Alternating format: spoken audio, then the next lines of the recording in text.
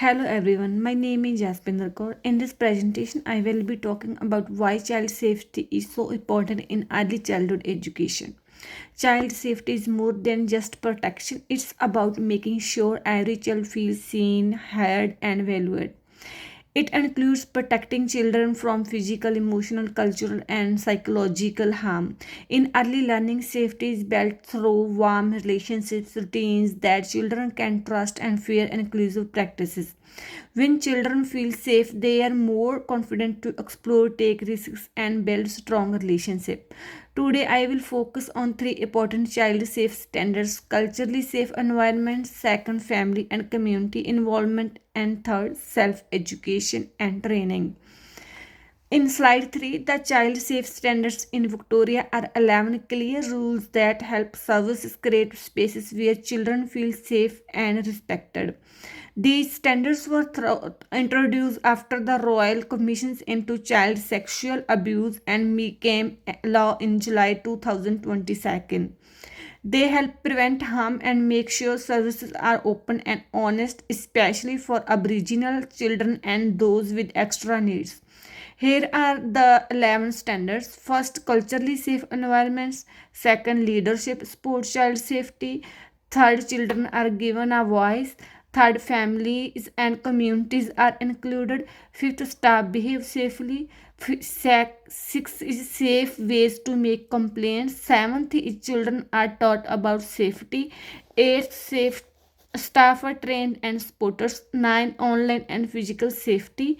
10th is practice are reviewed, and 11th is politics support safety. In slide 4, let's start with standard 1, culturally life environments. Our service must create a space where Aboriginal children feel are proud to share their identity, culture, and beliefs. But this standard is for every child. Cultural safety means more than just putting up a flag or a poster. It is about building real relationship, acting respectfully, and standing against racism. This is important because children are learning who they are. When services support their cultural, children feel they belong. This is also healing for Aboriginal children and helps all children learn to respect others. To meet these standard, services need to support cultural expression, help staff learn about Aboriginal culture, activity address racism, involve Aboriginal family in decision, add cultural goals to policies. In slide 5, standard 1 is about real action, not just showing symbols. Child safe policies and department guidelines say cultural safety should be part of leadership, staff behavior, and daily routines. The National Quality Framework and Code of Ethics also support this idea. For Aboriginal children, this is extra important. As educators, we should teach Aboriginal perspectives, stand up to racism, and work with local communities. Some strengthens we see might include welcome signs, land acknowledgements, or cultural displays. But there are also problems. Some educators lack training on cultural safety, resulting in tokenism. Training on Aboriginal pedagogy and anti racism is often missing. Sometimes policies are written without asking Aboriginal people to do better. Services need to reflect, often build strong partnerships with elders, and make training part of regular practices. In slide 6, to make my environment more inclusive, I would include Aboriginal stories, art, music, and language in everyday learning. Not just on special days, children can start the day with the child led acknowledgement of country. We can display Aboriginal artwork, language, science, and local place names. I would also invite elders to artists to spend time with the children, sharing stories or creative activities when we celebrate even like NAIDOC or week. We should involve families in meaningful way. One great idea I saw was a community story wall where families shared photos or objects that show their cultural. Children then shared their stories during group time, which helped them feel proud of who they are. In slide 7, there are some challenges with this standard. A big one is tokenism, where Aboriginal culture is only shown during special weeks like NAIDOC. This makes cultural seem like an add on.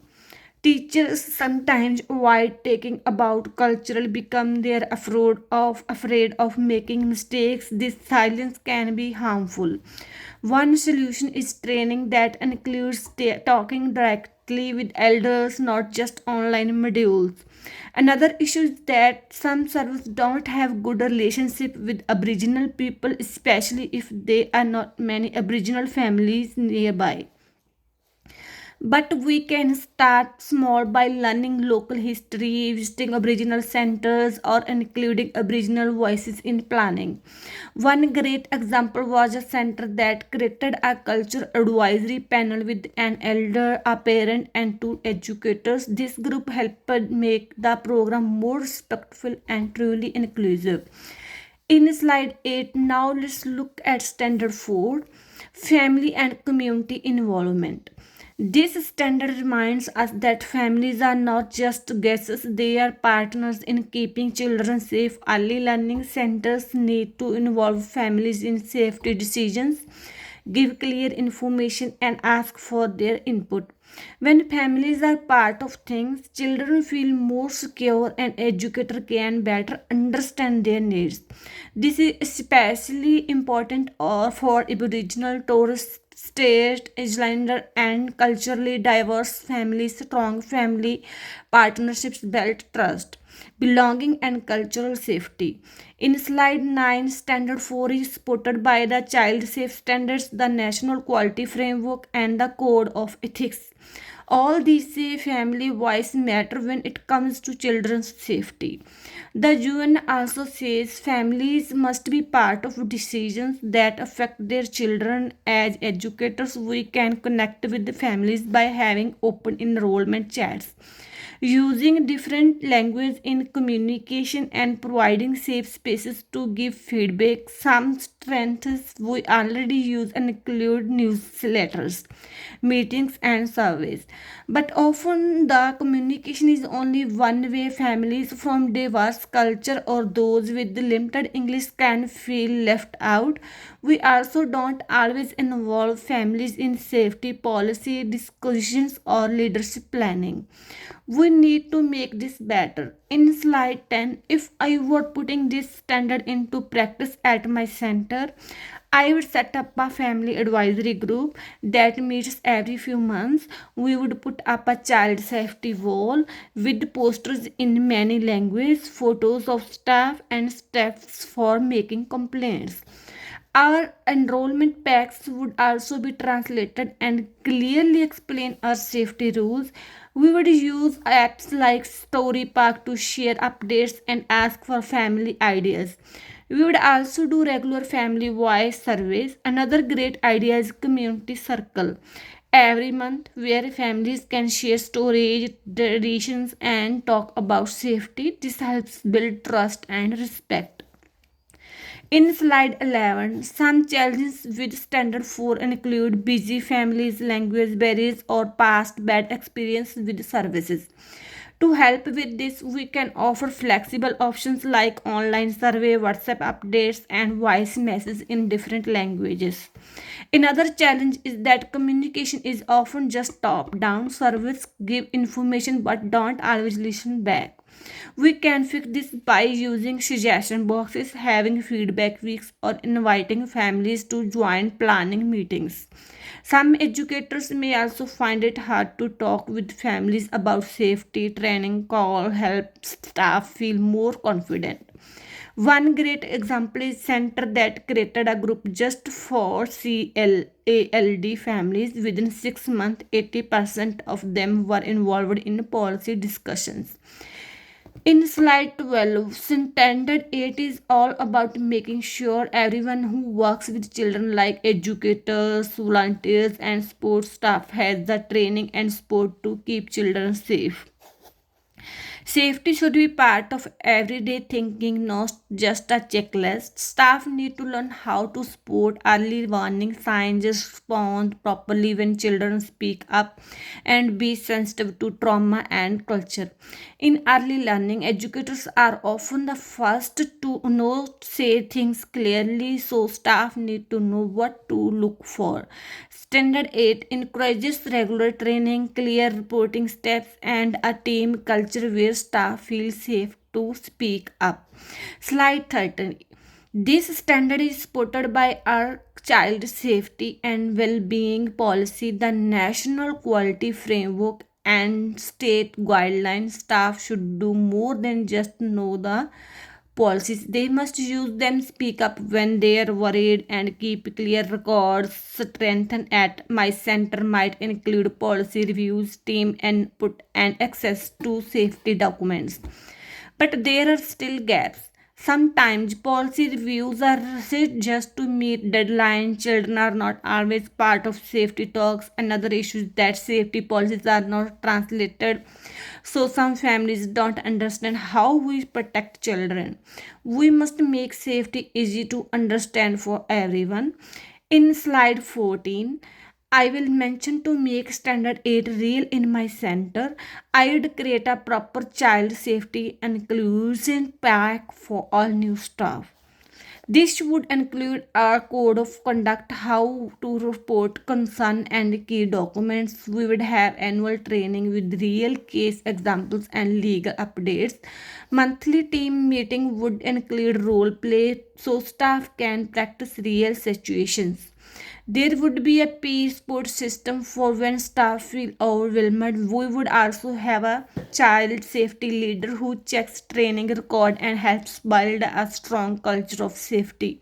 One helpful tool is the 5-step card on layouts showing what to do when a child speaks up. In slide 15, some common challenges in this area include not enough time for training, especially when staff are stretched thin.